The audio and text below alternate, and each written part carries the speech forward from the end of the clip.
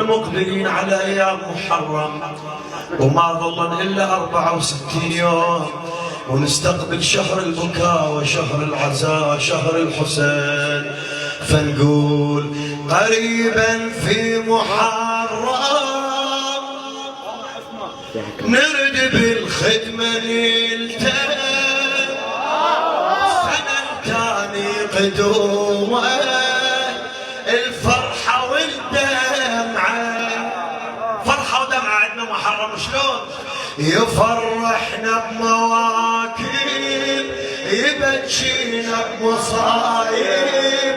هلا بدت الزيارة موسم الفزعة موسم يلا قريبا في محرم نرد بالخدمة نلتهي سنة تاني قدومه الفرحة والدمعة.